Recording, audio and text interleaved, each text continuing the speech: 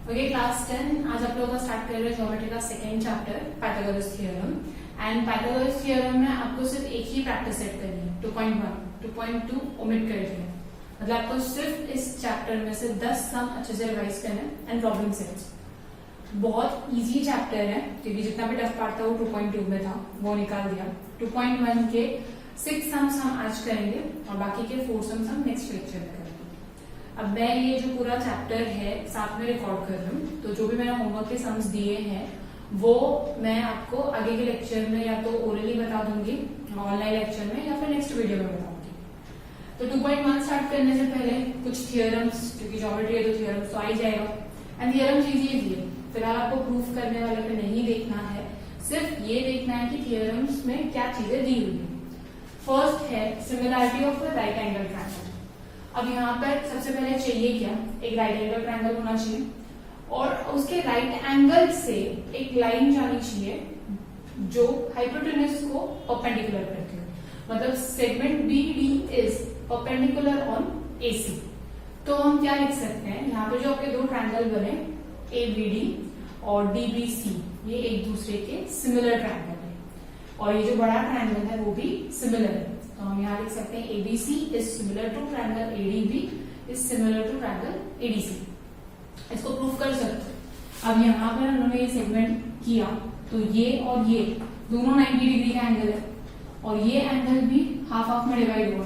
तो AA test से ये ट्रायंगल और ये ट्रायंगल दोनों सेम होगा। अभी आप लोगों ने सिमिलरिटी में किया था कि ट्रायंगल्स को सेम सेम कैसे प्रूफ करना है, वैसे ही BD अगर एक बीच में लाइन ड्रॉ कर रहे हो तो ये एक ट्रायंगल है, ये एक ट्रायंगल है, दोनों ट्रायंगल को सेम प्रूफ कर सकते हो। अब सेकेंड है जो प्रॉपर्टी ऑफ ज्योमेट्रिक मीन, सबसे इंपॉर्टेंट बात है। दो थियोरम बहुत अच्छे से पढ़ना है आपको, पाइथागोरस थ्योरम जो आपको आता ही है कि किस तरह से करना है। सेकेंड है ज्योमेट्रिक मीन। बीच में दो थियोरम हम लोगों ने 9th में भी पढ़े थे, 30 60 90 एंड 45 45 90 वाला थियोरम। बस इतने ही थियोरम्स हैं एंड थियोरम में भी सिर्फ आपको ये फर्स्ट वाला प्रूफ करने के लिए, सेकेंड वाला प्रूफ करने के लिए, बस उसके अलावा कुछ प्रूफ भी नहीं करना।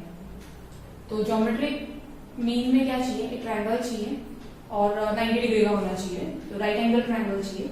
PQR एक राइट एंगल ट्रायंगल है, Q जो 90 डिग्री है वहां से वापस एक सेगमेंट जाता है जो PR को बाइसेक्ट करता है परपेंडिकुलर।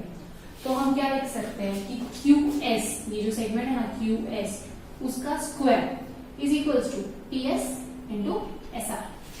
QS जो बीच का सेगमेंट है उसका स्क्वायर PS इंटू SR के मल्टीप्लीकेशन के बराबर, इसको बोलते हैं geometric mean. Next is Pythagoras theorem. Same Pythagoras theorem में तो आपका एक राइट एंगल ट्रायंगल होना चाहिए, तो हाइपोटेन्यूज का स्क्वायर इज इक्वल्स टू बाकी की दो साइड के स्क्वायर के सम्स के बराबर है। यानी कि हम लिख सकते हैं यहाँ पे PR square is equals to PQ square plus QR square. ये तो आप बचपन से पढ़ते आ रहे हैं पाइथागोरस थ्योरम। तो एक बार वापस देख लेते हैं उन्होंने क्या किया। सिमिलरिटी ऑफ राइट ट्रायंगल में अगर एक राइट ट्रायंगल में राइट एंगल से बाइसेक्ट होकर कोई सेगमेंट जा रहा है और वो हाइपोटेन्यूज के ऊपर परपेंडिकुलर है, तो हम बोल सकते हैं कि जो दो ट्रायंगल फॉर्म हुए वो एक दूसरे के सिमिलर है और वो दोनों ट्रायंगल ये बड़े ट्रायंगल के भी सिमिलर है। ज्योमेट्रिक मीन में सेम आपका राइट एंगल ट्रायंगल होगा, राइट एंगल से एक सेगमेंट जा रहा है जो हाइपोटेन्यूज पे परपेंडिकुलर होगा। तो ये जो सेगमेंट है जो परपेंडिकुलर है QS का square is equals to PS into SR। Pythagoras theorem में हाइपोटेन्यूज का स्क्वायर प्लस PR का square equals to PQ square plus QR square.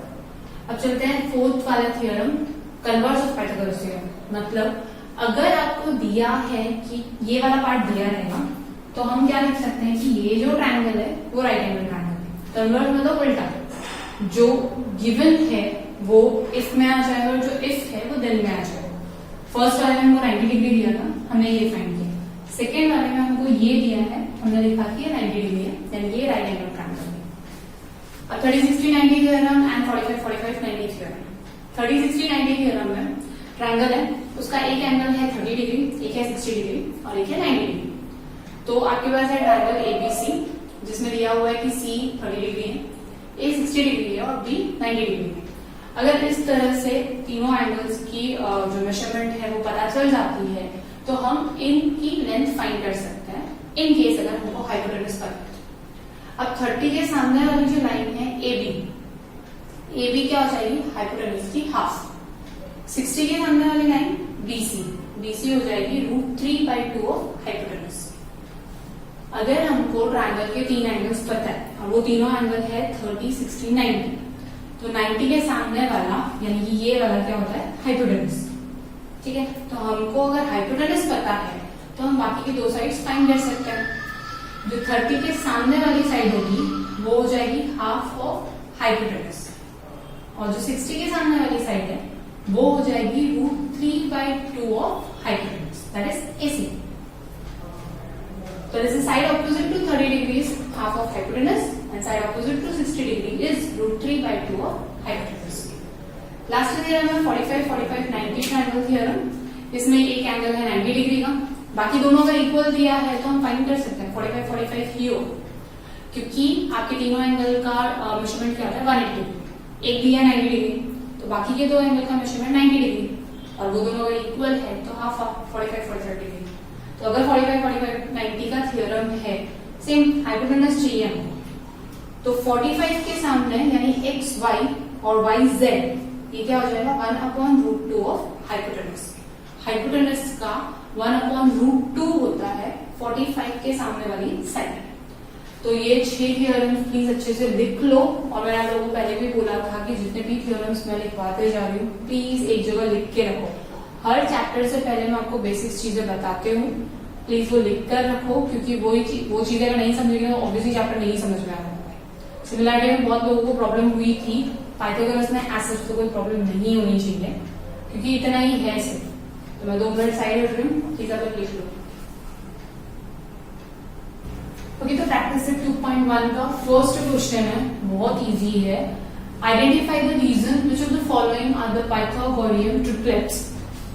तो आपको यहाँ पर 3 नंबर दिए, टोटल 6 क्वेश्चन है, 3 मैं कर रही हूँ, 3 आपके लिए होमवर्क है। तो यहाँ पर आपको 3 नंबर्स दिए हैं, करना क्या है तीनों का स्क्वायर निकालना। तो 3 का स्क्वायर इक्वल्स टू कितना हो जाएगा 9, 5 का स्क्वायर इक्वल्स टू 25 और 4 का स्क्वायर इक्वल्स टू 16। अब सबसे पहला स्टेप किया तीनों का स्क्वायर निकालना, उसके बाद चेक करना है कि बड़े नंबर का स्क्वायर बाकी के 2 नंबर के स्क्वायर के सम के बराबर होता है, सम यानी प्लस। सो हम यहाँ पर क्या लिख सकते हैं 9 + 16 इक्वल्स टू 25।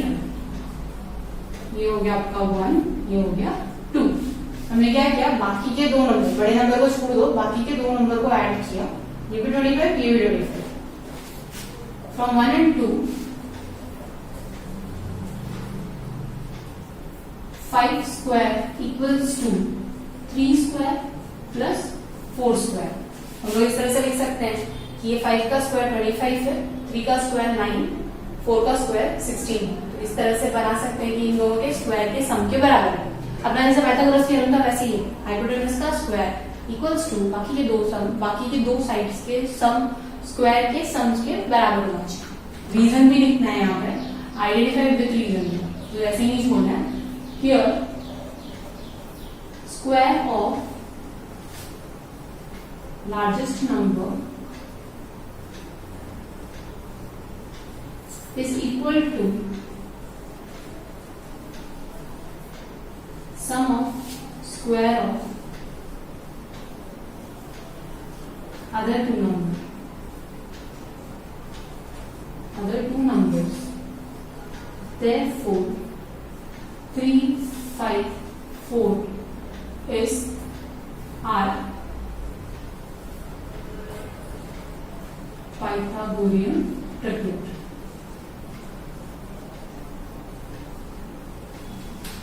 अगर ये स्क्वायर बराबर नहीं लिखना होता तो हम लिखते हैं not equal, therefore it is not a Pythagorean triplet. यहाँ पर भी सेम पहला स्टेप, 4 का स्क्वायर 16, 9 का स्क्वायर 81, 12 का स्क्वायर 140। ये रहा आपका लार्जेस्ट नंबर, इसको छोड़ दो बाकी को ऐड करो। तो 16 + 81 इक्वल्स टू 97, 6 + 1 7, 8 + 1 9, यह हो गया 1, ये हो गया 2। फ्रॉम 1 and 2 12 का square is not equals to 4 का स्क्वायर प्लस 9 का स्क्वायर। यहाँ पर इक्वल टू नहीं है, इसलिए वापस यही सेंटेंस लिखना है, नॉट इक्वल करना है। Here square of largest number is not equal to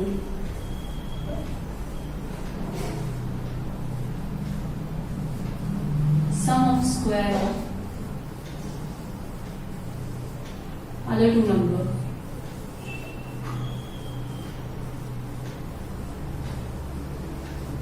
Therefore 4, 9, 12 are not Pythagorean triplet.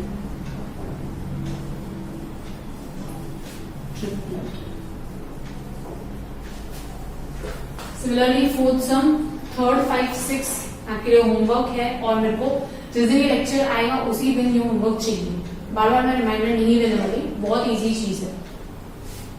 यहाँ पर भी 24 का स्क्वायर चाहिए, 7 का स्क्वायर, 70 का स्क्वायर चाहिए, 74 का स्क्वायर चाहिए। 24 का स्क्वायर निकाल सकते हो, अगर नहीं आता है तो।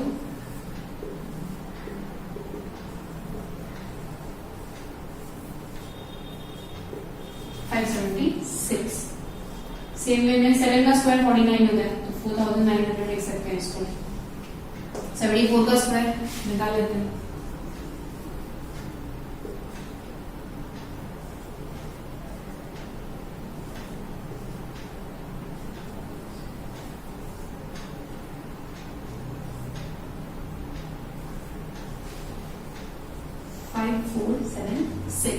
यहाँ पर बड़ा नंबर कौन सा है? 74, उसको छोड़ दो, बाकी के दो नंबर के स्क्वायर को ऐड कर दो।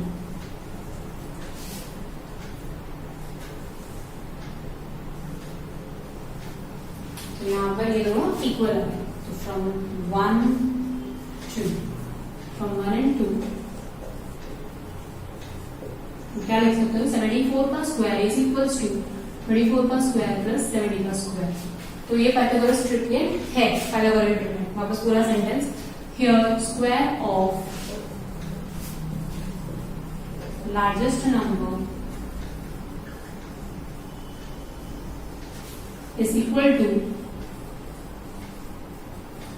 सम of square of other two numbers या रिमेनिंग टू नंबर्स।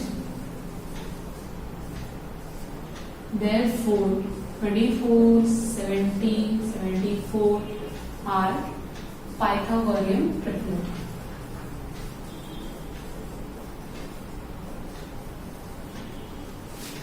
तो यहाँ तो हो गया क्वेश्चन नंबर 1। अब चलते क्वेश्चन नंबर 2 पर। ओके, अभी प्रैक्टिस सेट 2.1 का क्वेश्चन नंबर 2, 3 एंड 4 देखते हैं। 2 में आपको दिया क्या है? MNP 90 डिग्री है, मतलब इसको हम इस तरह से लिख सकते हैं। फिर सेगमेंट NQ जो है वो परपेंडिकुलर है MP, और MP कौन है? हाइपोटेन्यूस। हमको MQ दिया हुआ है 9 और QP दिया हुआ है 4 और NQ फाइंड करें। अभी हमने ज्योमेट्रिक मीन में देखा था कि अगर आपको ये राइट एंगल ट्रायंगल है, राइट एंगल ट्रायंगल से एक लाइन निकल रही है जो परपेंडिकुलर लाइन है, सेगमेंट जो परपेंडिकुलर है हाइपोटेन्यूस पे, तो हम कैसे लिख सकते थे? NQ square equals to MQ into PQ। हमारे पास MQ है, हमारे पास PQ है, NQ फाइंड कर सकते हो, लेकिन डायरेक्टली नहीं लिखना है, पहले गिवन सब लिखते हैं। Solution MNP equals to 90 degree given, therefore triangle MNP is right angle triangle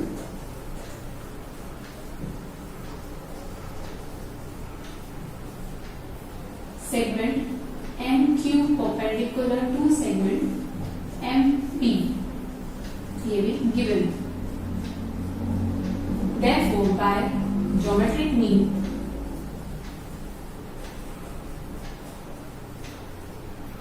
NQ square equals to MQ into PQ। By geometric mean आप डायरेक्टली इस तरह से लिख सकते हो। पहले ज्योमेट्रिक मीन के लिए कंडीशन क्या चाहिए?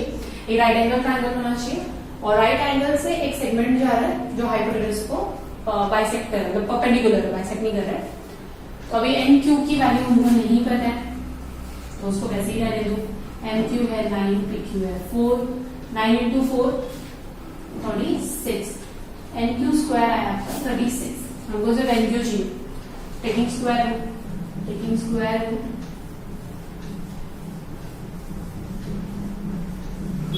हमको मिल जाएगा एन क्यू इक्वल्स टू 6, 36 का स्क्वायर रूट। यही आपको चाहिए था। तो फाइनल आंसर क्या हो गया? Therefore, फाइनल आंसर करके लिखना है answer N Q equals to 6 units. क्योंकि आपको यहाँ पर सेंटीमीटर मीटर कुछ दिया नहीं है, तो एन क्यू कितना हो जाएगा? 6 यूनिट। अब क्वेश्चन नंबर 3 सेम आपका ज्योमेट्रिक मीन वाला ही है। कैसे समझेगा? ये आपका राइट एंगल है, जरूरी नहीं कि राइट एंगल यहाँ पर ही होगा, ये निशान दिया है और ऊपर से लिखा भी है क्यू पी आर एक राइट एंगल है। राइट एंगल से लाइन जा रही है, राइट एंगल के सामने हाइपोटेनस कौन सा हो गया? क्यू, उससे लाइन जा रही है और ये परपेंडिकुलर है क्यू आर पर। वापस वही सब चीजें लिखेंगे और कुछ ज्योमेट्रिक मीन लिखना है। तो यहाँ से solution Q P R equals to 90 degree, same given. तो हमारा जो ट्रायंगल है क्यू पी आर, ये क्या हो गया? इस राइट एंगल ट्रायंगल।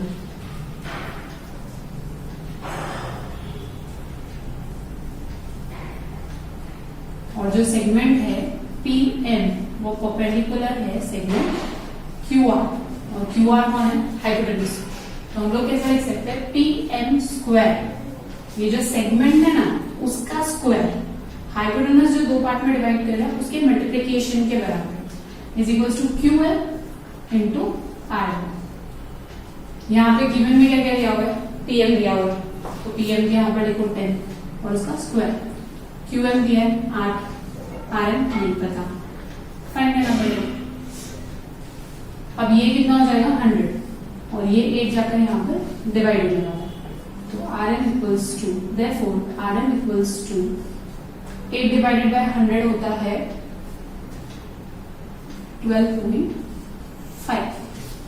तो Rm कितना आ जाएगा आपका? 12.5 units. Therefore Rm equals to 12.5 units. अब जिनको 100 डिवाइडेड बाय 8 नहीं समझा हो यहाँ पर देख लो, अगर 2 से डिवाइड किया ये हो जाएगा 50, ये हो जाएगा 4, फिर वापस 2 से डिवाइड किया ये 2, ये हो जाएगा 25। अब 25 का हाफ ही करना है, 25 का हाफ होता है 12.5।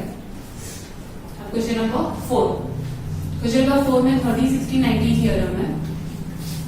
30 डिग्री दिया है, 90 डिग्री दिया है, ये एंगल हमको नहीं पता, निकालना है। और उसके बाद पूछा क्या है? आर पी, यानी हाइपोटेनस पूछा है और पीएस पूछा है। तो यहाँ पर given from figure angle P equals to 30 degree, angle S equals to 90 degree, therefore angle R equals to 60 degree. Reason, third angle या remaining angle of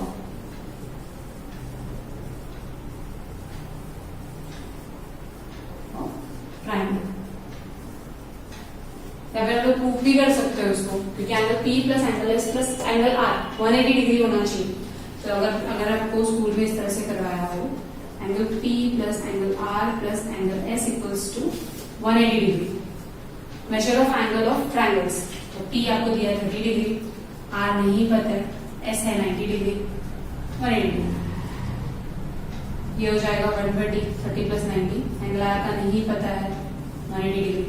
Therefore angle R equals to कितना आ जाएगा? 180 degree minus 120 degree equals to 60 degree.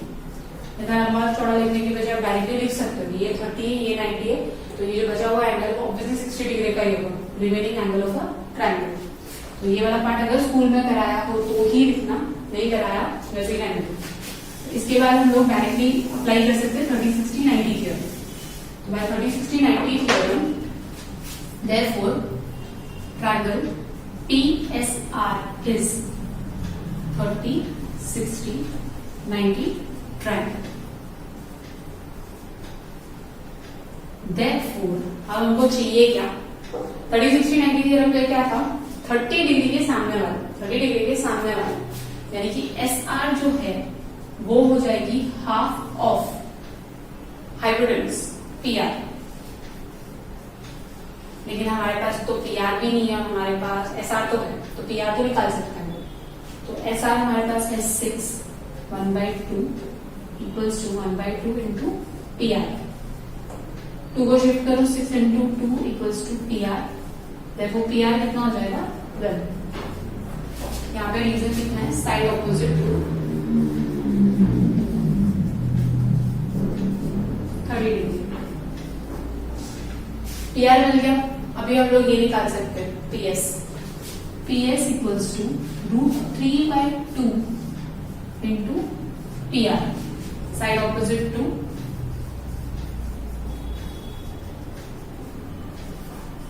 60 degree. तो PS equals to √3/2 into 12 और 2 कटेगा 6 and 6 through 3। तो final answer आएगा PR equals to 2। यही पूछा है PR या RP इक्वल्स टू 12 और PS equals to 6 through 3 units.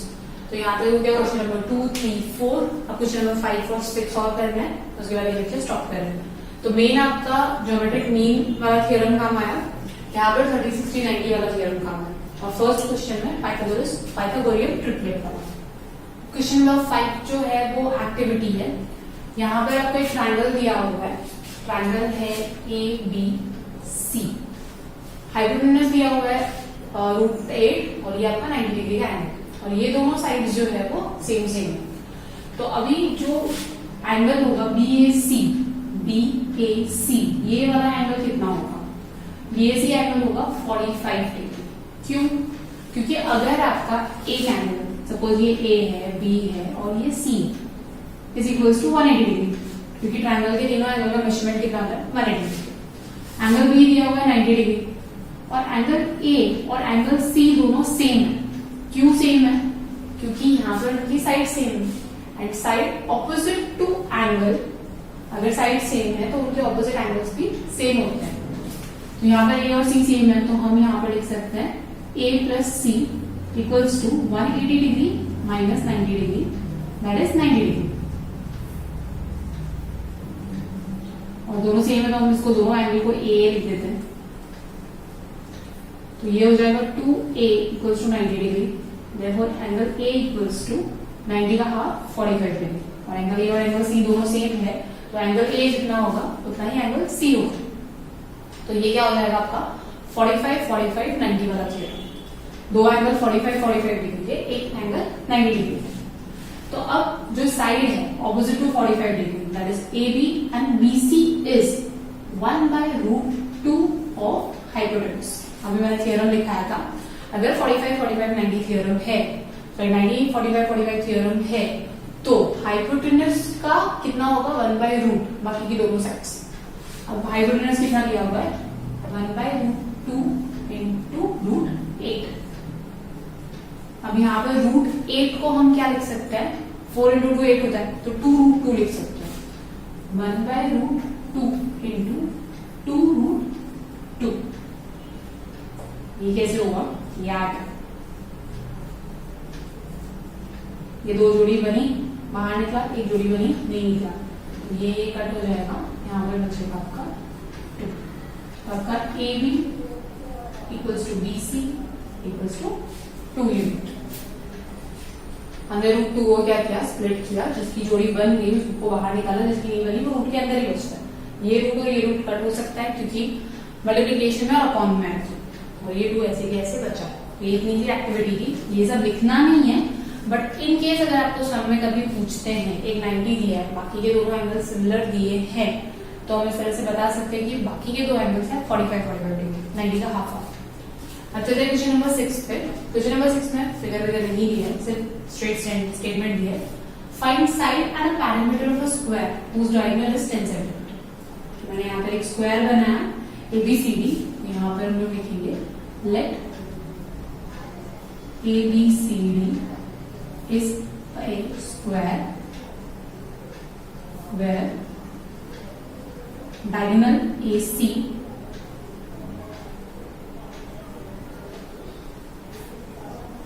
equals to 10 centimetre. Given information में सिर्फ नहीं दिया है कि जो एंगल AC है वो 10 सेंटीमीटर। अब यहाँ पर एंगल B क्या हो जाएगा 90 डिग्री। क्यों? Angle of a square. Square का हर एंगल क्या होता है? राइट एंगल होता है, तो हर एंगल हो जाएगा 90 degree. Therefore triangle ABC is right angled triangle. तो अब ये वाला जो ट्रायंगल है वो राइट एंगल ट्रायंगल हो गया। यहां पर AC 10 सेंटीमीटर दिया था। Assume AB is equals to x centimeter as AB equals to BC equals to x centimeter. Side of a square. Side of square. ये एक्चुअली ये दोनों लाइंस जो है ना वो यहीं पर लिखनी है आपको। उसके बाद हमने राइट एंगल ट्रायंगल प्रिंट किया। हम लोगों ने क्या किया कि बाकी की जो साइड्स है ना उसको x अज्यूम कर, और स्क्वायर की साइड यानी सबकी सब सेम ही रहेगी। तो ये दो लाइंस जो है वो यहाँ पर लिख देना और उसके बाद में 90 डिग्री एंगल। तो अब यहाँ पर राइट एंगल ट्रायंगल में बाय पाइथागोरस थ्योरम हम इसमें क्या लिख सकते हैं? AC स्क्वायर है तो Pythagoras theorem in triangle ABC, AC का square is equal to AB का स्क्वायर प्लस BC का स्क्वायर। AB BC कितना है? x square plus x square. AC कितना है? 10। अब हम x की वैल्यू निकाल सकते हैं। ये हो जाएगा 100, ये हो जाएगा 2x square. x square plus x square हो जाता है 2x स्क्वायर। हमको 2 नहीं शिफ्ट किया, 100/2 equals to x square, that is 50 equals to x square. Therefore x equals to 50 को हम लोग लिख सकते हैं 25 5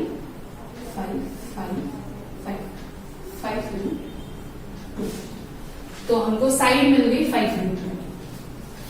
देयरफॉर साइड ऑफ स्क्वायर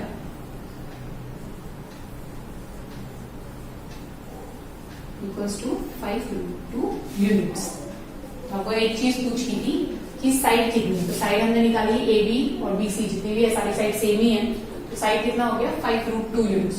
आप पूछा पैरामीटर, तो पैरामीटर का फॉर्मूला होता है parameter of square equals to 4 into side. Parameter क्या होता है? ये चारों साइड का टोटल, बस उतना ही होता है पैरामीटर। एक रस्सी है ना, उसके अगर आप स्क्वायर शेप बना रहे हो, अगर रस्सी को फोल्ड करेंगे स्क्वायर बना रहे हो, तो उस टोटल रस्सी का लेंथ कितना है उसको बोलते हैं पैरामीटर। तो ये चारों साइड मिलाकर उसका लेंथ पता चल जाता है। ये चारों साइड इक्वल है, तो अगर हम साइड को 4 से मल्टीप्लाई करें तो आपका पैरामीटर हो जाएगा। हमारे पास साइड है 5√2, ये हो जाएगा 20 × 2 यूनिट्स।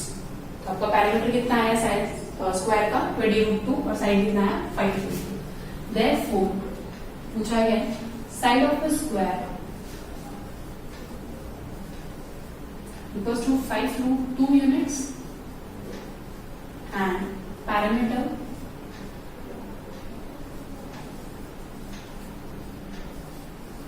यूनिट्स। तो यहाँ तक आपका प्रैक्टिस 2.1 का 6 सम तक कंप्लीट हो गया। अभी 4 सम बाकी है, वो नेक्स्ट लेक्चर में करेंगे। तो बार बोल रहे हो पाइथागोरस बहुत इजी है, प्लीज ठीक से देखना। टफ वाला पार्ट वैसे ही निकाल दिया है, 6 से सम तक तो लिटरली कुछ नहीं था। अगर स्टार्टिंग के आपने थ्योरम्स बराबर समझे होंगे और लिखे होंगे, वही सब अप्लाई करते जाना। ठीक है, नेक्स्ट लेक्चर में करेंगे बाकी सब।